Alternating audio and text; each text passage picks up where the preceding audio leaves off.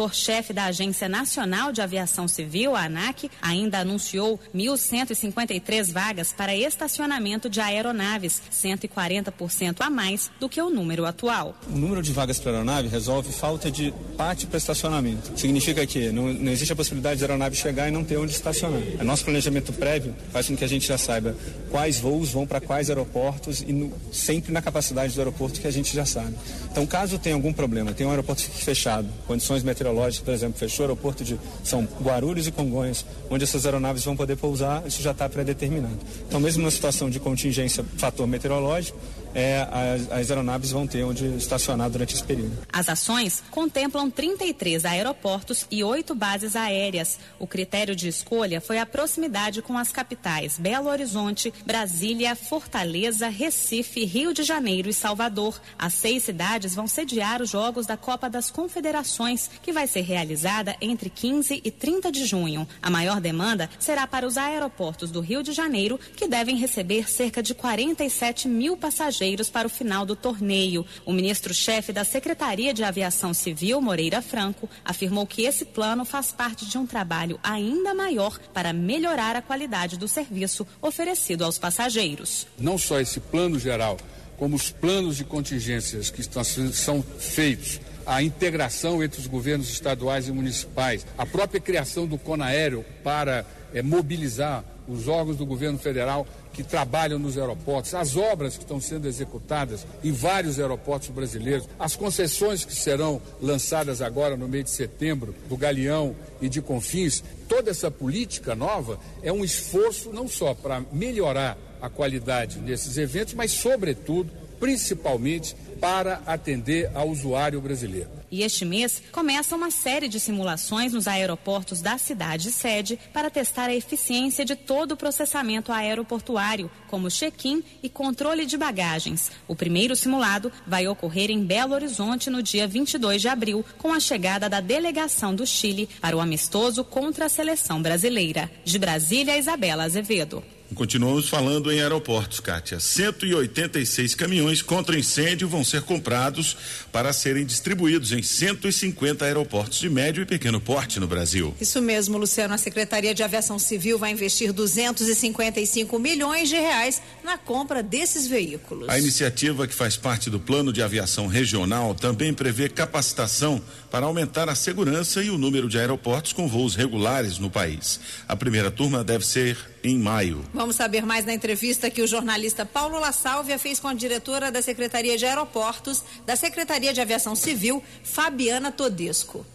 Por que o Fundo Nacional de Aviação Civil vai financiar a compra desses 186 veículos contra incêndios que vão ser distribuídos em 150 aeroportos regionais no país de pequeno e médio porte? A aquisição desses caminhões tem como principal objetivo equipar esses aeroportos com requisitos de segurança, atendendo às normas da ANAC, e ampliar o número de aeroportos com capacidade de operar voos regulares. Qual vai ser o montante que vai ser financiado pelo Fundo Nacional de Aviação Civil? A estimativa de 255 milhões para a aquisição desses caminhões contra incêndio. Porém, para os investimentos dos aeroportos regionais como um todo, a previsão é de 7,3 bilhões para 270 aeroportos localidades. O levantamento de preços foi feito por meio de pregão eletrônico, os valores já foram levantados pelo governo federal, as empresas também que vão participar da licitação e fornecer os veículos já foram escolhidas, elas vão ser divulgadas nos próximos dias, é isso? Já foi feita a abertura do pregão, 3 empresas, por início, eles apresentaram o melhor preço, 3 empresas brasileiras, teve a abertura de participação de representantes de empresas internacionais, porém quem ganhou os 3 lotes no pregão foram 3 empresas brasileiras. Nesse momento, a Secretaria de Aviação Civil fará uma visita nas fábricas dessas empresas para se certificar que elas têm realmente capacidade para produzir esses caminhões. Somente depois dessa certificação é que poderemos celebrar contratos com essas empresas. Esses veículos contra incêndios, você acredita que vão ser fornecidos ainda este ano? A previsão pelo edital é de 6 meses, nós chamamos de lote cabeça, que é a entrega do primeiro caminhão contra incêndio, para que os técnicos possam avaliar se eles atenderam as especificações que foram estabelecidas no edital. Caso tenha atendido, a previsão é de fabricação de 10 caminhões a cada 3 meses. Então, esse ano, sim, teremos vários caminhões entregues nos aeroportos no Brasil. Fabiana Todesco, diretora da Secretaria de Aeroportos da Secretaria de Aviação Civil da Presidência da República. Muito obrigado pela entrevista. E ainda falando do setor aéreo, Kátia, aumentou no mês passado em 1,14% a demanda pelos voos domésticos de passageiros, na comparação com o mesmo período do ano passado. Esse foi o maior crescimento registrado desde o início da série de dados comparativos, Luciano. No acumulado de janeiro a março deste ano, a demanda teve queda de 1,19% em relação ao mesmo período de 2012. As informações sobre o relatório de dados comparativos publicados hoje pela Agência Nacional de Aviação Civil, ANAC, estão em www.anac.gov.br.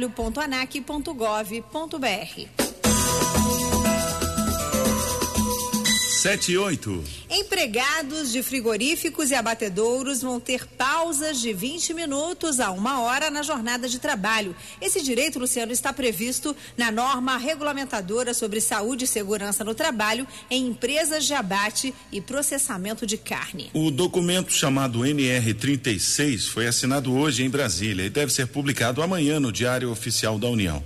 Depois disso, as empresas do setor vão ter de 6 meses a 2 anos para adotar as novas medidas. Um levantamento feito pelo Ministério da Previdência Social mostra que em 2011 aconteceram quase 20 mil acidentes em frigoríficos do país. Desse total, 32 resultaram em mortes. E é para evitar números como esse que o Ministério do Trabalho assinou hoje a norma regulamentadora que trata do ambiente de trabalho em áreas de abates e processamentos de carnes e derivados. O documento foi elaborado depois de o governo ouvir empresas do setor e os empregados. O presidente da Confederação Nacional dos Trabalhadores das Indústrias de Alimentação e Afins, Arthur Bueno, garante que a norma vai ajudar a diminuir os gastos com acidentes de trabalho. Se nós conseguirmos viabilizar a implantação dessa NR, com certeza também o poder público vai ter uma grande economia, porque vai ser menos trabalhadores acidentados, menos trabalhadores doentes, e com isso realmente também é bom para a sociedade e para o poder público. O documento prevê desde pausas para descanso mental e físico dos funcionários, de acordo com a jornada de trabalho de cada um deles,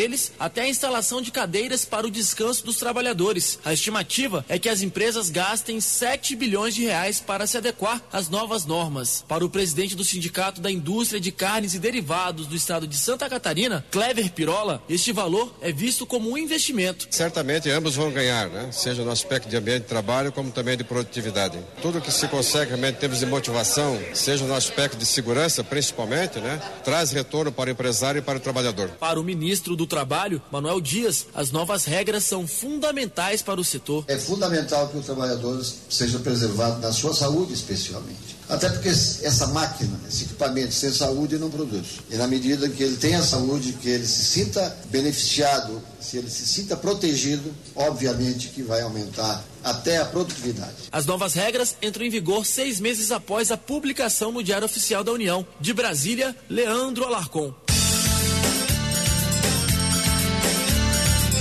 Luciano, sabia que para as pessoas de baixa renda que estão entrando no programa Minha Casa Minha Vida e também os antigos beneficiários vão poder escolher entre 3 opções de piso para revestir o chão das casas? Pois é, Kátia, e nenhuma família terá que pagar por isso. O custo de instalação do piso é bancado pelo programa. Vão ser oferecidas ainda a possibilidade de escolha entre piso cerâmico, piso em laminado de madeira e piso em manta vinílica. O revestimento é para ser colocado nas áreas internas das unidades e também nas áreas comuns dos edifícios. Hoje, áreas como banheiro e cozinha já contam com o piso cerâmico instalado. Segundo a Caixa Econômica Federal, a instalação ou troca desses pisos vai obedecer a um cronograma de acordo com cada região.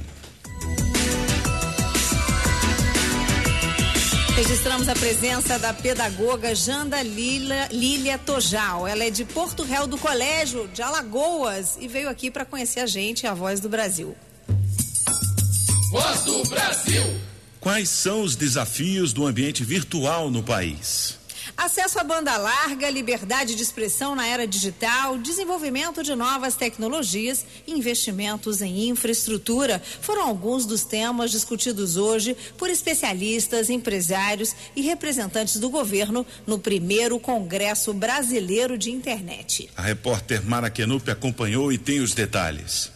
Tudo e todos conectados a qualquer hora, o tempo todo. Há 18 anos, a internet mudou o Brasil. A comunicação ficou instantânea. O mundo ficou ao alcance de todos por meio de uma tela. E a prestação de serviços foi resumida a um clique. O especialista em ciências contábeis, Horizon de Almeida, se lembra do trabalho que dava para entregar uma declaração de imposto de renda. Tinha as declarações que eram feitas datilografadas. E você imagina datilografar 100 declarações e ir para a fila e entregar isso ou no banco, um banco oficial do governo, ou na fila da Receita Federal. E hoje atingimos aí o ápice, assim, pelo menos do momento, que é as bandas largas em alta velocidade e entrega de documentos 100% hoje via internet. Fazer compras, pagar contas, preencher cadastros. Seja no serviço público ou no privado, a internet é o necessário objeto de desejo. Segundo dados da Federação dos Bancos, a FEBRABAN, 40% das operações bancárias já são feitas pela rede mundial de computadores. Um congresso sobre internet realizado nesta quinta-feira em Brasília discutiu o crescimento do setor. Sobre a proposta de regulamentação do setor, o ministro das Comunicações, Paulo Bernardo, acredita na aprovação do projeto apresentado pelo governo no Congresso Nacional. O governo é autor do projeto de marco civil da internet. Esse projeto é importantíssimo. Do nosso ponto de vista, embora tenha havido alterações na redação em função das negociações do Congresso, nós achamos que está adequado, portanto, deveria ser aprovado. Precisamos trabalhar para haver o consenso, o acordo no Congresso Nacional. O ministro disse ainda que no ano passado foram investidos 25 bilhões de reais para aumentar o acesso à banda larga e que o governo já promoveu uma série de medidas para expandir o setor. O governo já fez medidas que vão ajudar nisso. Nós tiramos os impostos para a rede de telecomunicações, para a construção de rede, tiramos os impostos dos smartphones, também estamos desonerando as conexões máquina a máquina, que é uma coisa que vai crescer muito. O chip de celular, semelhante ao que é usado no celular, mas que é usado para monitorar equipamentos, veículos, câmeras de segurança, tende a crescer muito nos próximos anos. As propostas discutidas no seminário vão ser enviadas como sugestões ao governo federal. De Brasília, Mara Kenupi.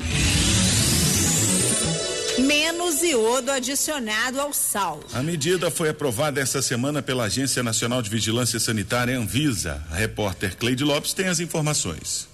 Desde a década de 50, por recomendação da Organização Mundial de Saúde, o iodo vem sendo acrescentado ao sal de cozinha. Isso porque a falta de iodo no organismo humano pode provocar doenças como retardo mental irreversível e o bócio. Mas como o sal, o iodo também deve ser consumido com moderação, como explica a endocrinologista Monalisa Azevedo, presidente da Sociedade Brasileira de Endocrinologia. O iodo é uma substância muito importante para o funcionamento do organismo, porque ele é importante para a fabricação dos hormônios da tireoide. Então, tanto a deficiência, a falta de iodo na alimentação, como o excesso de iodo na alimentação podem trazer consequências para o organismo. A Organização Mundial de Saúde recomenda que o consumo diário de sal seja de 5 gramas, mas um estudo feito pelo Ministério da Saúde em 2003 aponta que o brasileiro consome em média 9,6 gramas de sal todos os dias. O consumo excessivo de iodo pelos brasileiros fez com que a Agência Nacional de Vigilância Sanitária, Anvisa, determinasse a redução da substância no sal. Atualmente, o limite é de 20 a 60 miligramas de iodo para cada quilo de sal. Com a nova resolução, a faixa de adição de iodo será de 15 a 45 miligramas por quilo de sal, como explica o presidente da Anvisa, Dirceu Barbano. É possível readequar, fazendo com que eventualmente as pessoas não sejam sujeitas ao excesso do iodo, sem comprometer a necessidade que é suprida pelo acréscimo de iodo. Então, rebaixa um pouco a quantidade, mas mantém ainda quantidades que são suficientes para a necessidade de iodo das pessoas. De acordo com a Anvisa, 93% das marcas comercializadas no país e avaliadas pela agência já estão de acordo com a nova norma. Mais informações sobre a redução de iodo no sal podem ser acessadas no www.anvisa.gov.br. De Brasília, Cleide Lopes. 7h18. Tornar o aprendizado mais interessante para os alunos é um desafio constante para os educadores, né, Kátia? Com certeza, Luciano. E esse também é um dos objetivos do Plano Nacional de Educação, que está em debate no Congresso Nacional. O plano, que vai criar metas para a educação nos próximos 10 anos, é um dos principais temas da segunda edição da Conferência Nacional de Educação, em fevereiro do ano que vem. Patrick Mota tem 12 anos e estuda em uma escola da área rural de Braslândia, no Distrito Federal. Uma das aulas que ele mais gosta é a de monitoramento atmosférico. Ao ar livre, dentro de uma cabine de madeira construída pelo professor, Patrick aprende a entender as informações dos equipamentos que captam dados do clima, como a umidade relativa do ar e a temperatura. A gente fica no ar livre, né? Porque lá dentro é aula teórica e aqui é a prática. A gente aprende mais vendo o professor explicando. Outra atividade da escola que faz sucesso entre os estudantes é o projeto de captação de água, desenvolvida por alunos do ensino fundamental, como explica o professor Rômulo Rodrigues, coordenador do projeto.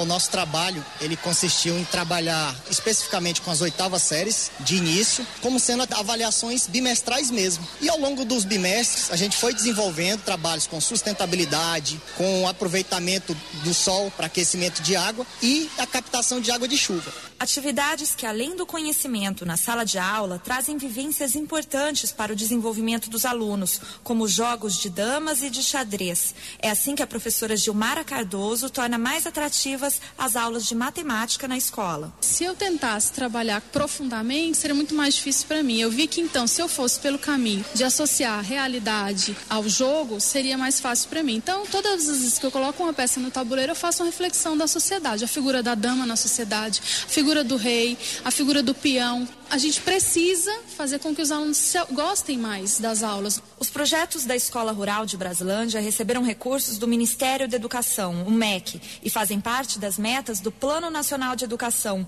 um dos principais temas da reunião do Fórum Nacional de Educação, realizada no MEC no dia 10 de abril. 35 entidades do governo e da sociedade civil debateram os preparativos para a Conferência Nacional de Educação, que também tem o Plano Nacional de Educação como principal assunto. É o que explica o coordenador do Fórum Nacional de Educação, Francisco das Chagas Fernandes. Na realidade, a Conferência Nacional de Educação começou a ser preparada desde o ano passado. Esse ano, nós estamos realizando as etapas municipais e as etapas estaduais da conferência. Nesse primeiro semestre acontecerão as conferências municipais ou intermunicipais e no segundo semestre a etapa estadual, as conferências estaduais. Portanto, essas reuniões do Fórum dar continuidade ao trabalho de organização da Conferência Nacional. A Conferência Nacional de Educação está prevista para fevereiro do ano que vem. De Brasília, Carolina Becker.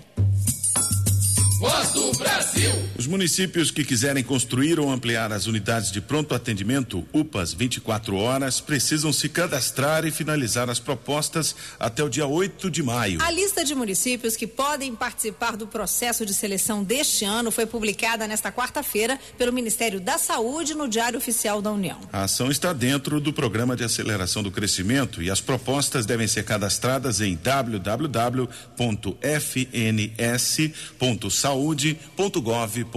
E falando ainda em saúde, Luciano, os trabalhadores do Porto de Suape, em Pernambuco, e da usina hidrelétrica Belo Monte, no Pará, já começaram a fazer testes das hepatites B e C. A iniciativa é do Ministério da Saúde, em parceria com os estados, e vai até o fim desse mês. A expectativa é que cerca de 50 mil pessoas façam os testes. Além de fazer o exame de graça, os trabalhadores também recebem o resultado no próprio local de trabalho. Segundo o Ministério da Saúde, as hepatites B e C são doenças silenciosas e demoram anos para manifestar sintomas. A hepatite C evolui para a forma crônica em 80% dos casos e pode levar a uma cirrose ou a um câncer de fígado. Evitar a hepatite B é fácil, basta tomar as 3 doses da vacina, usar camisinha nas relações sexuais e não compartilhar objetos de uso pessoal, como lâminas de barbear e depilar, escovas de dente e material de manicure e pedicure. No caso do tipo C da doença, não existe vacina, mas é possível evitá-la. Por isso, não se deve compartilhar seringas, agulhas e objetos cortantes com outras pessoas e também usar camisinha em todas as relações sexuais.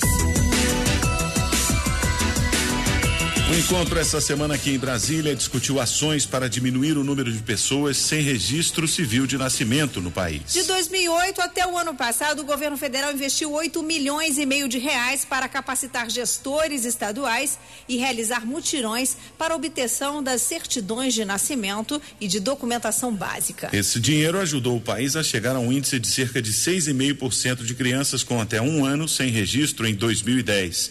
Em 2002, esse percentual era de mais de 20%. Para o diretor da Secretaria de Direitos Humanos da Presidência da República, Marco Antônio Juliato, houve evolução nos números, mas ainda existem pessoas sem certidão de nascimento.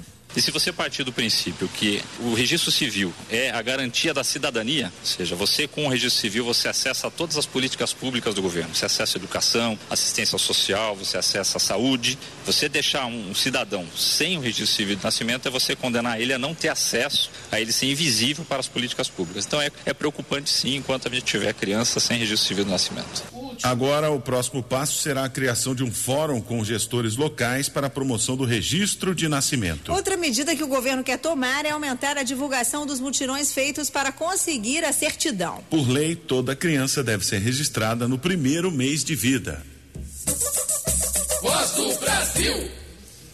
Desde quarta-feira, membros da Comissão Nacional da Verdade estão buscando na Argentina documentos e informações sobre 11 brasileiros que desapareceram no país vizinho no período da ditadura militar e de 6 argentinos que desapareceram aqui no Brasil. Os integrantes da comissão também buscam nos acervos argentinos informações sobre 5 brasileiros desaparecidos no exterior. Participaram da viagem o coordenador da Comissão da Verdade, Paulo Sérgio Pinheiro, e 2 pesquisadores. A missão vai ficar na Argentina por 3 dias. A Comissão Nacional da Verdade atua na investigação de violações de direitos humanos ocorridas no Brasil entre os anos de 1946 e 1988.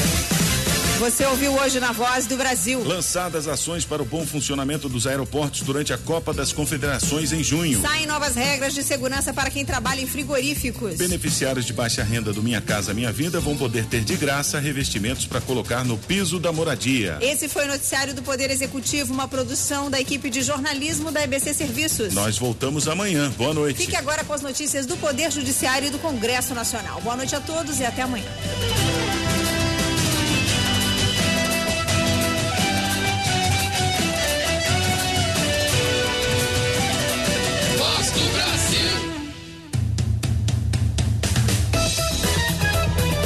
Você vai ouvir agora as notícias do Poder Judiciário.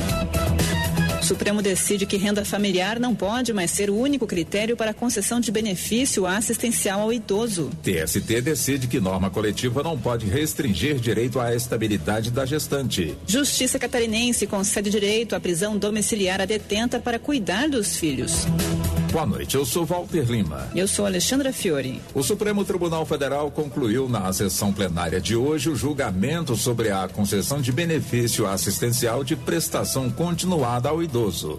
A Corte definiu que a renda familiar não pode mais ser considerada o único critério de concessão do benefício. O repórter Juliana Costa. Os ministros decidiram, por maioria dos votos, que o artigo 20 da Lei Orgânica da Assistência Social é inconstitucional e afastaram o entendimento de que, para receber o benefício de assistência continuada, a renda total familiar do idoso não pode ultrapassar 1/4 do salário mínimo. O STF concluiu que, para a concessão da assistência, é preciso analisar cada caso de forma individual. O entendimento faz parte do julgamento de 2 recursos extraordinários e uma reclamação apresentados pelo INSS e negados pela Suprema Corte. As ações eram contra a decisão da turma recursal da Seção Judiciária do Estado do Mato Grosso, que aceitou a demonstração de miserabilidade de uma idosa que recebia uma renda superior a 1/4 do salário mínimo. A segunda sessão do Superior Tribunal de Justiça decidiu que prescreve em 5 anos, a partir do novo Código Civil, o pedido de ressarcimento de valores pagos pelo consumidor no custeio de construção de energia elétrica. A decisão foi tomada durante a análise de recurso da Companhia Estadual de Distribuição de Energia Elétrica do Rio Grande do Sul. Repórter Sebastiana Amaral. A ação de ressarcimento foi proposta por um contribuinte que, em junho de 1993, pagou 100 milhões de cruzeiros e, em dezembro de 1993, R$ pagou mais R$ 1.058 para financiar a construção de rede de eletrificação rural. O relator, ministro Luiz Felipe Salomão, destacou que no caso não há apenas um contrato prevendo dívida líquida, mas 2 instrumentos contratuais com 2 datas de prescrição diferentes. Quanto ao convênio de devolução, a pretensão de cobrança dos valores pagos para a construção de rede de eletrificação rural prescreve em 5 anos, na vigência do novo Código Civil. Já quanto ao tempo de contribuição, a pretensão de cobrança prescreve em 3 anos. Como a ação foi proposta em 15 de janeiro de 2009, todas as situações estão prescritas. Uma cláusula de acordo coletivo que restringe o direito à estabilidade de empregada gestante foi considerada inválida pelo Tribunal Superior do Trabalho. Segundo os ajustes firmados entre o Sindicato Intermunicipal do Comércio Varejista de Gêneros Alimentícios do Rio Grande do Sul e o Sindicato dos Empregados no Comércio de Passo Fundo, nos casos de demissão, as trabalhadoras teriam o prazo de 60 a 90 dias após o afastamento para comunicar a gravidez. Do contrário, a empresa não precisaria pagar os salários referentes ao período anterior a essa comunicação. O Ministério Público do Trabalho Gaúcho recorreu ao TST. Ao analisar o processo, o ministro Fernando Eizo-Ono acolheu a fundamentação do MPT e citou precedentes, entre eles uma decisão do Supremo que declarou inconstitucional a comunicação da gravidez ao empregador como requisito para a estabilidade. O juiz João Marcos Busch, titular da Vara de Execuções Penais de Joinville, em Santa Catarina, determinou que uma detenta cumpra o restante da pena em casa para que possa cuidar dos filhos, 3 crianças com idade entre 3 e 7 anos. A prisão domiciliar foi autorizada após estudo social realizado pelo Conselho Tutelar do município de Araquari. Repórter Luciana Vaclavosky. O estudo destaca que as crianças apresentam um comportamento agressivo, costumam queixar-se do abandono da mãe e que os irmãos mais velhos teriam sofrido abuso sexual pelo avô, que foi detido. O documento destaca ainda o histórico familiar da reeducanda, que sofreu violência sexual pelo pai, teve o irmão assassinado e foi presa juntamente com o marido após envolver-se com o tráfico de drogas. O magistrado afirma que o cumprimento da reprimenda em domicílio é o melhor caminho e diz que a decisão nada mais é do que admitir e reafirmar sempre que o condenado jamais perderá a condição humana e por este motivo será sempre merecedora de irrestrito respeito aos direitos e garantias fundamentais. Você acompanha outras notícias do Poder Judiciário também pela internet. Acesse www.radiojustiça.jus.br e siga pelo Twitter. twitter.com/radiojustiça. Uma boa noite. Notícias do Poder Judiciário. Uma produção da Rádio Justiça, Supremo Tribunal Federal.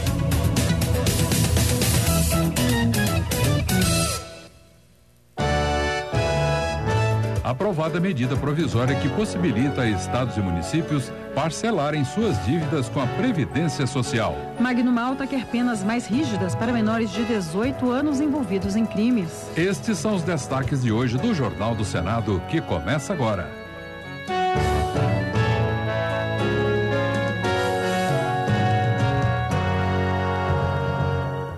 Boa noite. Boa noite. O presidente do Senado, Renan Calheiros, promete para a próxima terça-feira uma proposta para acabar com enxertos e medidas provisórias. A promessa foi feita hoje durante votação da MP, que parcela as dívidas de estados e municípios com a Previdência. Repórter Nilo Bairros. O texto aprovado possibilita a estados e municípios parcelarem suas dívidas com a Previdência Social. O texto também concede descontos em multas, juros e encargos sobre esses débitos. Em contrapartida, o governo poderá reter os repasses dos fundos de participação desses estados e municípios.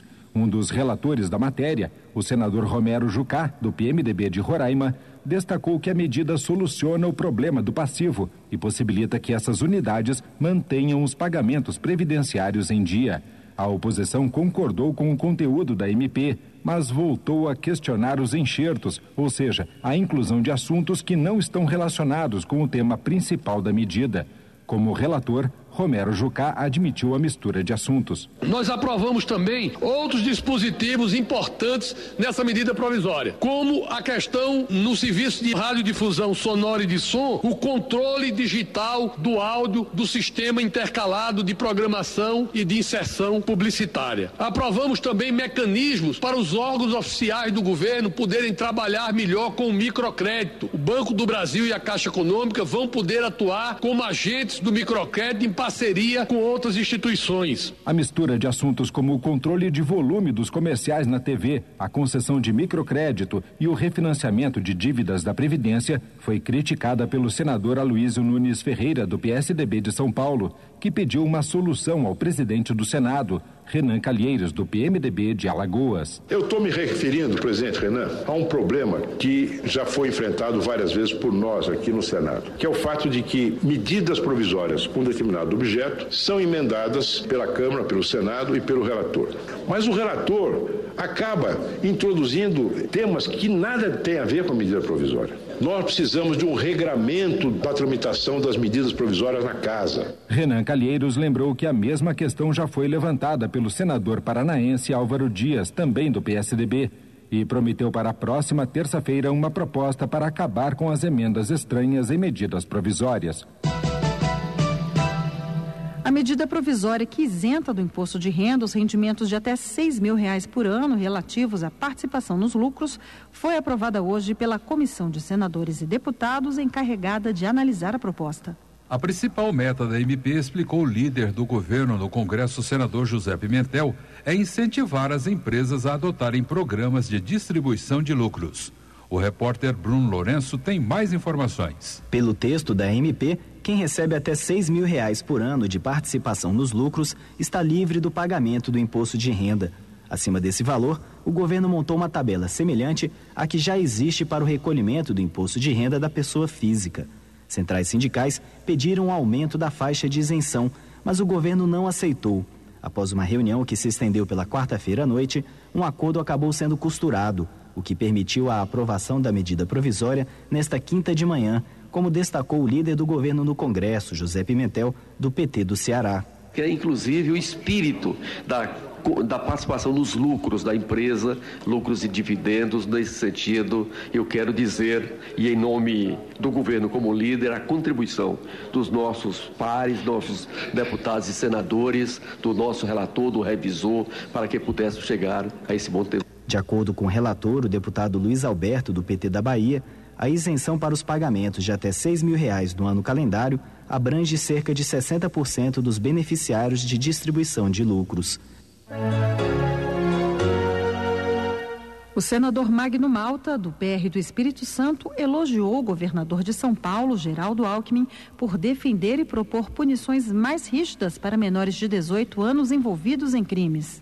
Magno Malta também contou que no Espírito Santo, o delegado Wellington Lugão, que antes era contra a redução da maioridade penal, mudou de opinião após anos de trabalho na delegacia do adolescente em conflito com a lei. É hora do país receber uma resposta, porque acordar já acordou. Vamos engrossar essa fileira, não vamos baixar esta bandeira, até que as autoridades se compenetrem da necessidade de colocar menino no lugar de menino e homem no lugar de homem. O senador Flecha Ribeiro, do PSDB do Pará, chamou a atenção para a falta de investimentos em infraestrutura no Brasil.